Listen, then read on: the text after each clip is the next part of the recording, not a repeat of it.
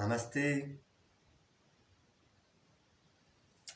Aujourd'hui, une courte vidéo sur le secret du Jnana Mudra et une petite réflexion sur les mudras en général.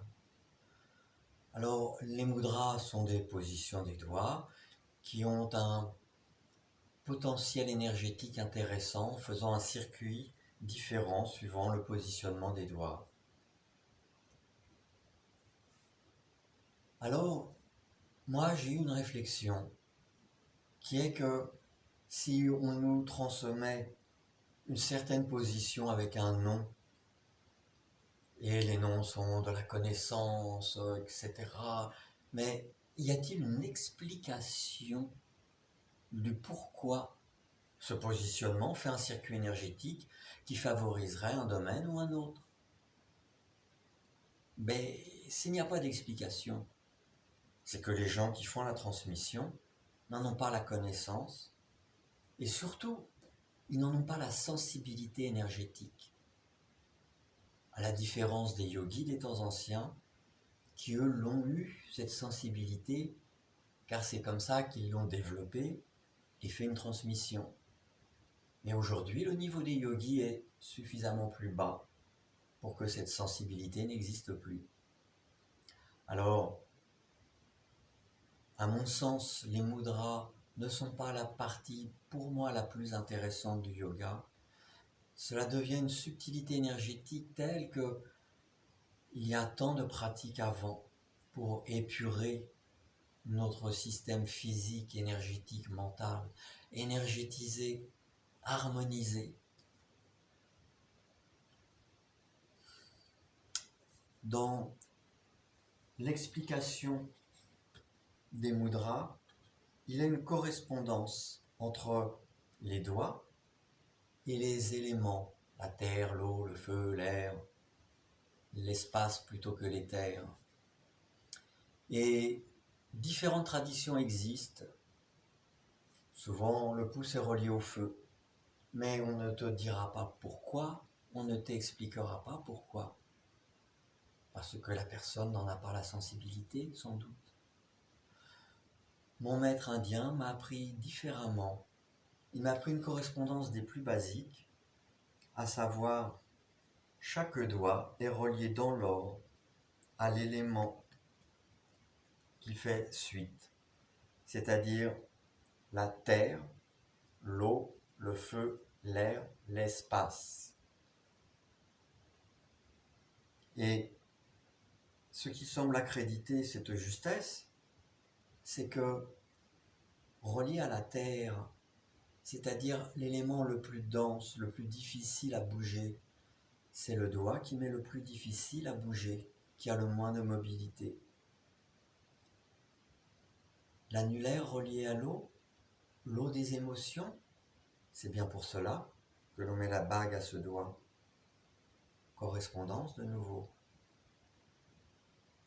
Pour le feu, honnêtement, je ne connais pas et je n'ai pas trouvé de correspondance. Pour l'index et l'air, très simple. Quel est l'élément qui a le plus de mobilité? L'air. Quel est le doigt qui a le plus de mobilité? L'index.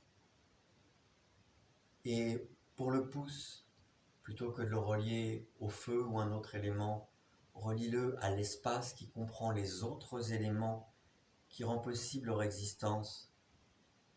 C'est le doigt opposable aux autres, celui qui les contient tous.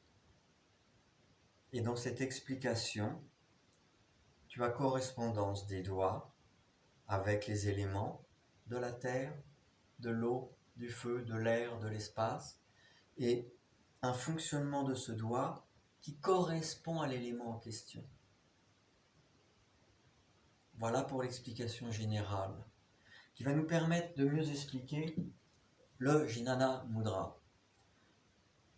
Lorsque tu es ainsi, tu fais donc la boucle index-pouce et les trois autres doigts ensemble. Mon explication est que la terre, l'eau, le feu sont les énergies qui ont la vibration la plus lente, je dirais la moins intéressante. les plus animales, les plus basses.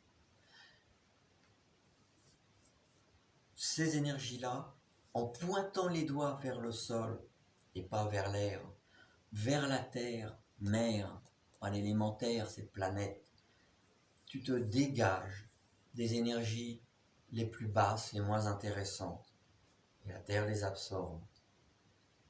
Si tu mets les doigts vers le haut, tu donnes ces énergies à l'air ambiant, au prana ambiant, et donc à chaque respiration, tu réintègres ces énergies dont tu souhaitais te libérer, te débarrasser. Donc pas vers le haut, vers le bas. Si c'est trop difficile comme ça, tourne la main, ça sera toujours mieux. Même si l'idéal, c'est ainsi. Et quant aux deux autres doigts, qui correspondent aux fréquences vibratoires les plus élevées, les plus intéressantes, je pourrais même dire les plus nobles, celles qui nous intéressent. En faisant un circuit fermé, tu ne fais que les potentialiser, les augmenter, les additionner. Et alors, te dégageant des plus basses, en potentialisant les plus intéressantes, tu élèves son taux vibratoire et alors tu rends plus facile l'ouverture de Ajna. Et l'ouverture d'Ajna, c'est une des grandes marches, un des grands buts du yoga. Alors profite de Jnana Mudra, fais correctement, effectuez suffisamment en conscience pour que tu ouvres plus facilement Ajna et que tu progresses nettement dans ta pratique du yoga. Le reste n'est que pratique pour toi. Les explications ont été données. Bonne pratique. Namasté.